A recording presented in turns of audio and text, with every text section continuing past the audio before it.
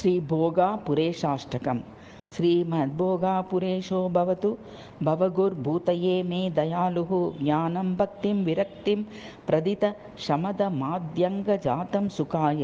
स्तोतुं वारादितुं त्वां न च मम सुमतिः कल्यदीनेन्द्रियेशैः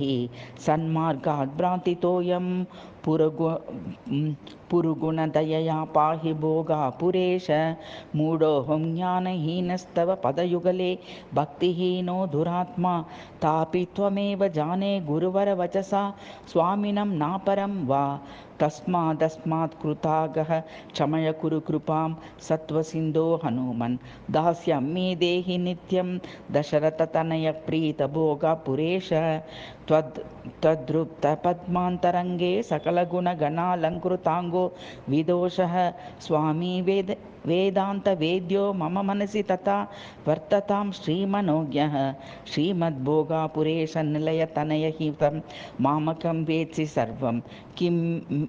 मे विज्ञापनीयं सकलमपि सदा जानतः पूर्णशक्तेः रक्षपुत्रप्रणाशो जलनिधितरणं द्रोणगिर्याह्यतिश्चेत्याद्यं दुस्सान्ध्यकर्म त्वयि कृतवति मे संशयं याति चेतः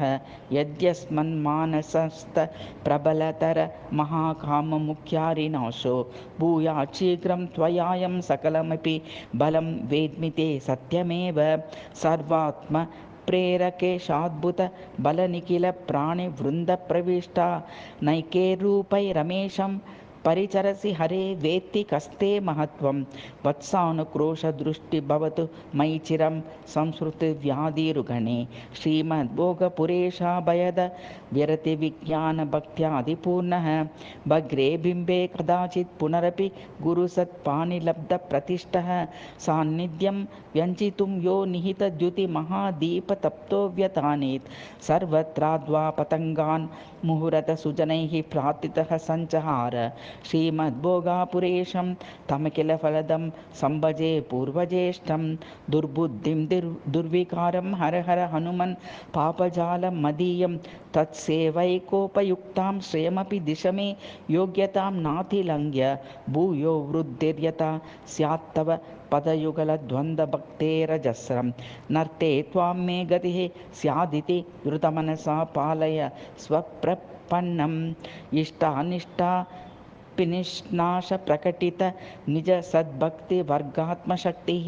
स्वस्वान्तध्यातसीतारमण सुचरणो मुक्तिविघ्नेभसिंहः स्मृत्याशेषादर्हताभिलषितफलदः शेषरुद्रादिवन्तः पायोद्भोगपुरेशाश्चरणसुर शिरोरत्नमस्मान् सुदीनान् श्रीमद्भोगापुरेशस्तुतितमिति कृतवान् भक्तिपूतान्तरात्मा प्राणश्लोकाष्टकेन त्रिदश मुनि समादिष्टमन्त्राङ्गजन्मा यस्तां भक्त्या समेतः शुचिरिह पठते नित्यमस्याखिलेष्टं दत्त्वानिष्टं च हन्ति प्रतितः